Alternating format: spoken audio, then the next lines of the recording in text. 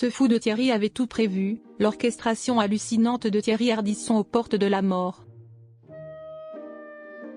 Le célèbre animateur Thierry Ardisson est décédé ce lundi 14 juillet à l'âge de 76 ans, des suites d'un cancer du foie. D'après Le Parisien, il avait minutieusement orchestré les détails de sa disparition. Le monde de la télévision est en deuil. Ce lundi 14 juillet, jour de fête nationale, les rumeurs ont été confirmées.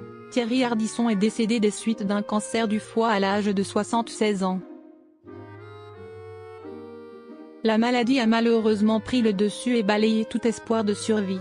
D'après le journal Le Parisien, celui que l'on surnomme l'homme en noir avait tout prévu. Sa mort a été minutieusement préparée et organisée. De son vivant, Thierry Ardisson avait accordé une interview au Parisien, en mai dernier, affirmant qu'il souhaitait planifier ses funérailles, sans même avouer qu'il était malade.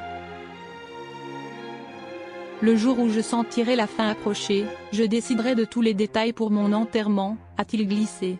Et ce n'était pas une blague. Si est-il exactement ce qu'il a fait. Une mort préparée dans le détail. Une affirmation qu'a confirmé son ami proche, le DJ Philippe Corti, chamboulé par cette terrible nouvelle. Je suis un peu perdu parce que ce fou de Thierry avait tout prévu, il avait fait donner mon numéro à toutes les rédactions, je ne sais plus à qui je parle, a-t-il déclaré, 2 heures seulement après l'annonce de son décès par sa famille. En effet, la semaine dernière, l'animateur a préparé un dossier de presse dans lequel il a partagé les numéros de téléphone portable de 7 personnalités dont il était proche, que les médias pouvaient appeler pour des témoignages. En plus de Philippe Corti, le nom de Laurent Baffie figurait également, tout comme ceux des journalistes France-Olivier Gisbert et Léa Salamé. Des extraits précis de ces émissions à diffuser.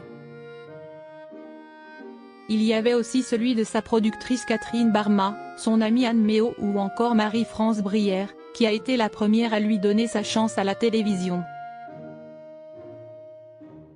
Si Thierry Ardisson était proche de Laurent Ruquier dans le passé, leur amitié s'était dissipée avec le temps.